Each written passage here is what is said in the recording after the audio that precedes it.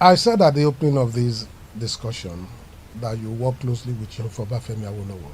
By the grace of God, I did. 37 years after Chief Obafemi Awolowo transited, why has it been impossible for us to have another Awolowo? Well, for me, what I find in that man is difficult to find it's not easy to find. There are people who have tried their best after him.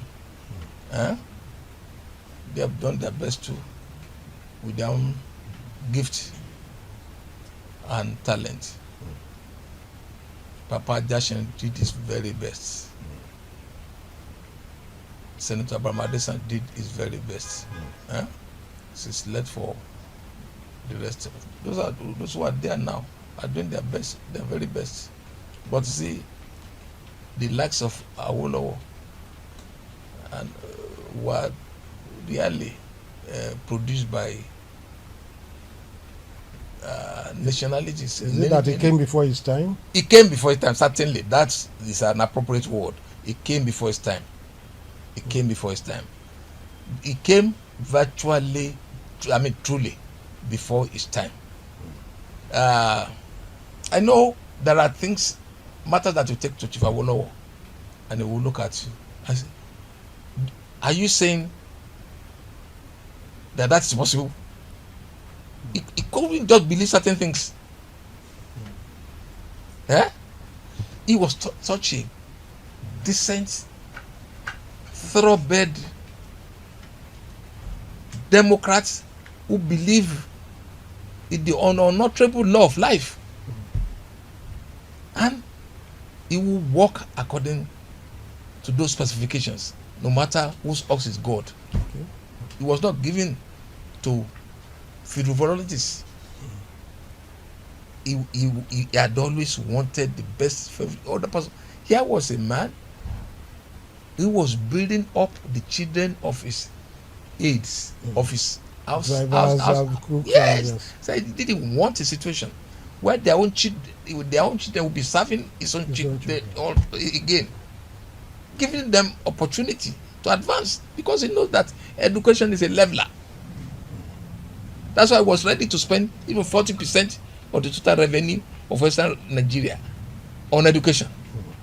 And he did, because he was a master economist. He knew that the budgets and what could be generated from the region when he was going to introduce free education would not be enough. He and his lieutenants in the cabinet, they agreed on a surcharge of 10 shillings for every taxable adult. You know, the SNC, led by Dr. Nnamdi Ezekwe, they used it to campaign vigorously and bitterly against him. His colleagues worsened the matter when they now said the free education will be compulsory. The SNC, Awolowo will deprive you of getting your children to go to join you on the farm. It doesn't like you. To the extent the campaign was so negative, to the extent that the action group lost the election. On the 2 years thereafter. Okay, if you now perhaps in the afterlife see Chief Obafemi Awolowo, what kind of report will you give him? What kind of account will you render unto him? Well, in humility, I will report to him that given the grace that God had invested in me and the training, tutorship that I secured from him under his feet, I've done my own little effort to make the society better than I met it. I might not have succeeded the way I wanted. Will you say that's a failure? Yes and no. Yes, because what I thought we could have achieved, we have not achieved it. Not be want of trying, but because the circumstances were beyond the control of ordinary mortals like me, because the British deliberately implanted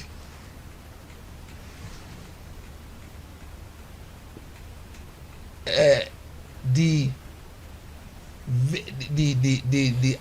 outrageous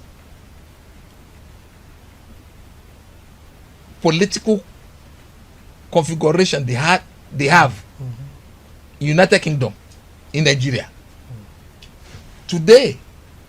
Since they gave birth, since 1628, the British can allow a Welsh, a Scots, an Irish to become a prime minister, but power still remains in the hand of the British. That's what we are going through in Nigeria today. Before I let you go, Mr. Opadokun, as we want to be referred to you. Thank you for not giving me any adjective. Who is an Omoluabi, and do we still have Omoluabi in our society? Unfortunately, that is the beginning of our failure. Nigeria, generally, and it has really percolated into even our own nationality. There is no more value system that is cherished. No standard behavior that we now collectively cherish. No common